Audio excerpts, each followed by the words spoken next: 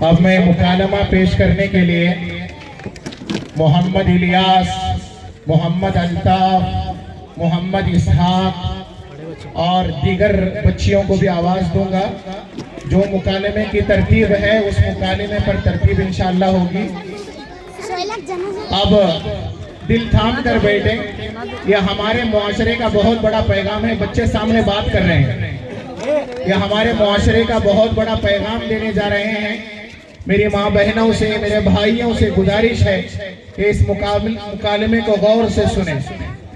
मुकालमे का उन्वान है मय्यत और जनाजा। मय्यत और जनाजा, उसमें होने वाली गलतियां और उसकी इस्लाह। सोहेल भाई का जेल से इंतकाल हुआ, उसकी मयत लेकर आ रहे हैं।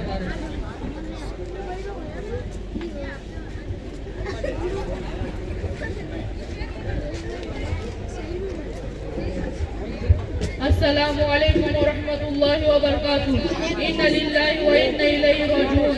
एक बुरी खबर है कि हमारे मोहल्ले के भाई जनाब मोहम्मद सोहेल साहब का इंतकाल हो गया है। इनकी नमाज जनाजा जामिया मस्जिद के सामने अदा की जाएगी। अस्सलामु अलैकुम व रहमतुल्लाहि व बरकातुहू। इन्ना लिल्लाहि व इन्ना इलैहि राजिऊन। एक बुरी खबर है कि हमारे मोहल्ले के भाई जनाब मोहम्मद सोहेल साहब का इंतकाल हो गया है। इनकी नमाज जनाजा जामिया मस्जिद के सामने अदा की जाएगी।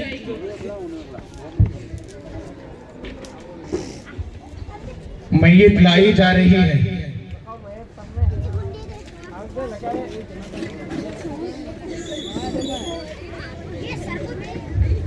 क्या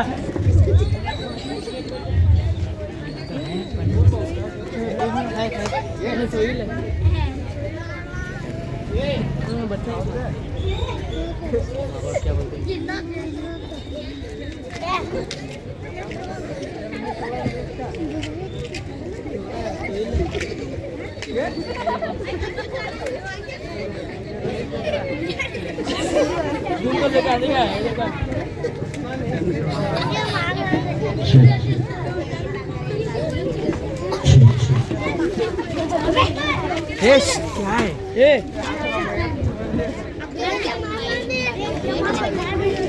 अमर जा अब तू बाद में। अल्लाह अल्लाह, हमारे भैया को इतना जल्दी कहीं उठा लिया बा, इससे अच्छा मुझे उठा लेता तो कितना अच्छा होता बा। हमने सब कुछ छोड़ के जा रहे हैं। सोहेला उठ, बाहर सोहेला बच्चे यहाँ पर छोड़, बाहर सोहेला उठ, रात को बात करें तो बाहर सोहेला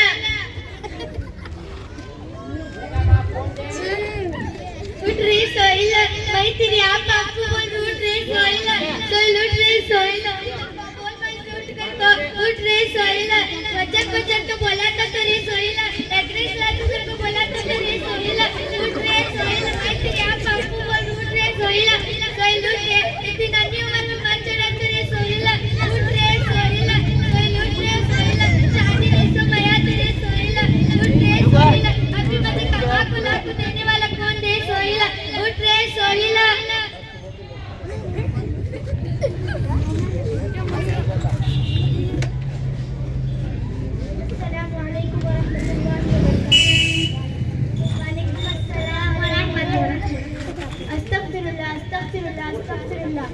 क्या कर रही है आप? इस तरह इतनी बुरी तरह नहीं रोना चाहिए। इस मरीज को तकलीफ होती है, यह आपका तरीका है। अल्लाह के दिखता नहीं उठ। अल्लाह के नबी सल्लल्लाहु अलैहि वसल्लम ने फरमाया, इन्नल मय्यित युअज़्ज़िबु बिक़ौलिल हय्य। बेशक इस मरीज के उन घरवाले और मोहल्ले वालों का पुकार कर रोने से, चिल्ला कर रोने से अज़ाब दिया जाता है। इस तरह बोलना कि अल्लाह जल्दी कहीं को उठाए, ये जुमला बहुत गलत है। जिंदगी और मौत देने वाला अल्लाह है, ये फैसला अल्लाह करते हैं। ऐसा बोलकर हमें अपना ईमान खराब नहीं करना चाहिए। समझिए आफिया बहन, सुमैया बहन। भैया को नहलाने से पहले माँ का दूध बख्शो, संदन लगाओ, जरा दूल्हा बनकर जान दे।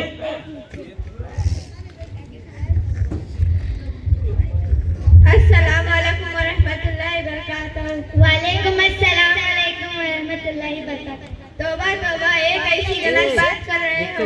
भला कोई माँ का दूध मरने वालों का कैसे बख्शते हैं? अब ये अल्लाह के हवाले हो चुका है। इसको गुस्ल करके भेजने का मकसद ये है कि अब वो अल्लाह का मेहमान है। अल्लाह के फरिश्ते इसका इस्तकबाल करते हैं। हमारे हज़रत फातिमा रज़ियल्लाहु तआला ने आयशा रज़ियल्लाहु तआला ने इसी काम में ही कही थी। एक गाँव वालों की बातें हैं, बुढ़ियों की ख्यालात है, हमारे दीन में ऐसा करना जायज़ नहीं है। अस्सलाम वालेकुम। अल्लाहु अकबर, अल्लाहु अकबर। इन्ना लिल्लाहि व इन्ना इलैहि राजिऊन। ये आप सब लोग क्या कर रहे हैं? मैयत की आंख खुली और मैयत का मुंह खुला है और मैयत के पाँव खुले हैं। आप इनके सामने रो रहे हैं। देखो जी, जब किसी का इंतकाल होता हो तो सबसे पहले आंख बंद करे और मैयत ने कुछ गंदा काम किया हो तो उसको साफ करे और मैयत के दोनों पाँव की मोटी उंगलियों को कसकर किसी कपड़े से बांध दे और मैयत के मुंह को किसी कपड़े से कसकर बांध दे। अगर घर में कोई कुरान पढ़ रहे हैं तो जरूरी नहीं है कि मैयत के सामने आकर पढ़े, वो घर में बैठकर भी कुरान पढ़ सकते हैं। किसी औरत का शौहर इंतकाल कर रहे हैं तो उसको खास कर पर्दा करना चाहिए, उसको दूसरों मर्दों के सामने नहीं आना चाहिए। और गौर से सुने, किसी औरत का शौहर इंतकाल कर रहे हैं तो औरत को फर्ज है कि 4 महीना 10 दिन के लिए पर्दा करना उसके लिए फर्ज है। अस्सलाम वालेकुम। अब चलो मैयत को नहलाते हैं।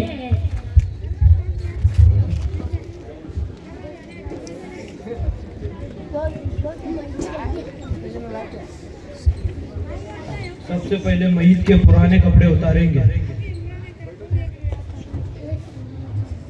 सीधा लटाकर मैयत के पेट की गंदगी को अच्छी तरह साफ कर लेंगे। फिर उठाकर मैयत का पेट दबाकर अच्छी तरह मुकम्मल सफाई करेंगे। फिर उस जगह पर पानी बहाकर मुकम्मल सफाई करेंगे। हाँ, एक बात का ख्याल रखें कि मैयत का सदर हरगिज ना देखें। बेरी के पत्तों से गर्म किया हुआ पानी इस्तेमाल कर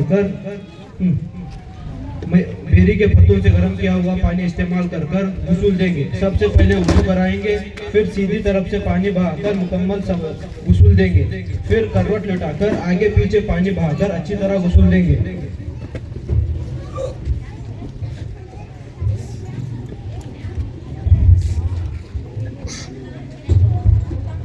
देखने वाले किनारे से देखते जाओ।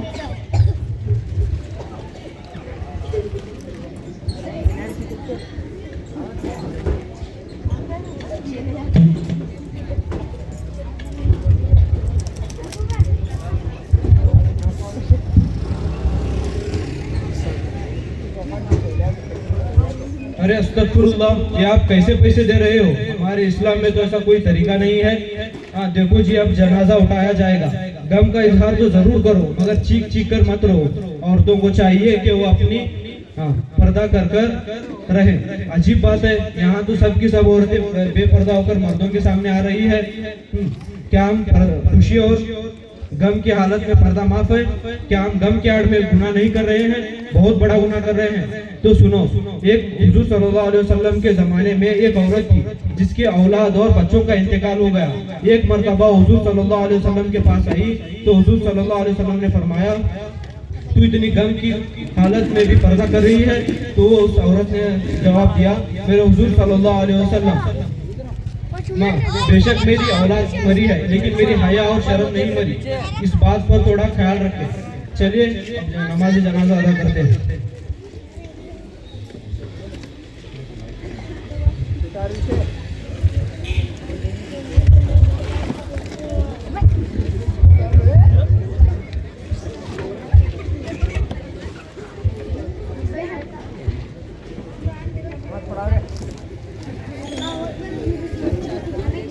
सबसे पहले ये नियत करें कि 4 तकबीरों के साथ नमाज जनाजा पढ़ता हूँ वास्ते अल्लाह के, रुख मेरे काबिल शरीफ की तरफ, ताबे इस इमाम के। अल्लाहु अकबर। सुब्हानकल्लाहुम्मा व बिहम्दिका व तबारक अस्मुका व तआला जद्दुका व ला इलाहा गैरुक। अल्लाहु अकबर। अल्लाहुम्मा सल्लि अला मुहम्मद व अला आलि मुहम्मद कमा सल्लैता अला इब्राहीम व अला आलि इब्राहीम इन्नका हमीदुम मजीद। अल्लाहुम्मा बारिक अला मुहम्मद व अला आलि मुहम्मद कमा बारकता अला इब्राहीम व अला आलि इब्राहीम इन्नका हमीदुम मजीद। अल्लाहु अकबर। अल्लाहुम्मा अग़फिर लि हय्यिना व मय्यितिना व शाहिदिना व गायबिना व सगीरिना व कबीरिना व ज़करिना व उन्साना। अल्लाहुम्मा मन अहयतहु मिन्ना फ़अहयिही अलल इस्लाम व मन तवफ़्फ़यतहु मिन्ना फ़अहयिही अलल ईमान।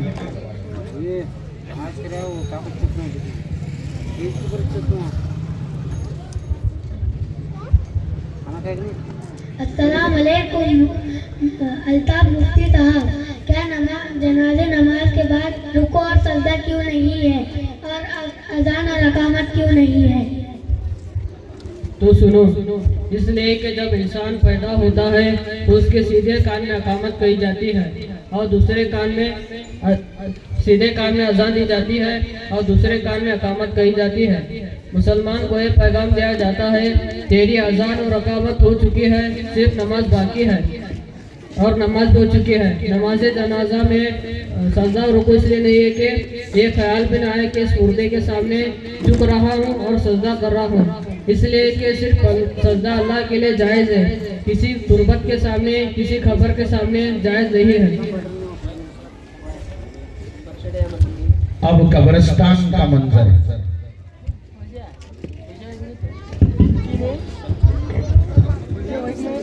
क्या फिर नाम है?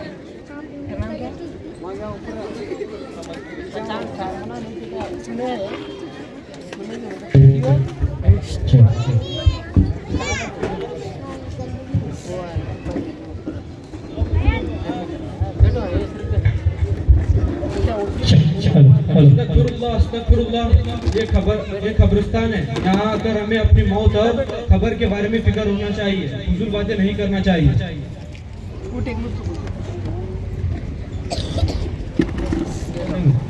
चलो भाई, अब तो चलेंगे। अस्सलाम वालेकुम मुफ्ती साहब, क्या दफनाने के बाद अजान नहीं देंगे?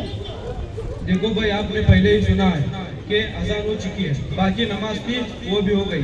कुछ लोगों का ये ख्याल है कि अजान हो देने से कब्र में अजाब कम होता है। तो सुनो, हुजूर सल्लल्लाहु अलैहि वसल्लम का इरशाद है कि मय्यत को दफनाने के बाद मय्यत के सर के पास खड़े होकर सूर्य बकरा का शुरू का हिस्सा पढ़ो और मय्यत के सर के पास खड़े होकर सूर्य बकरा का आखिरी हिस्सा पढ़ो, फिर अपने मय्यत के ऊपर सूरह यासीन पढ़ो।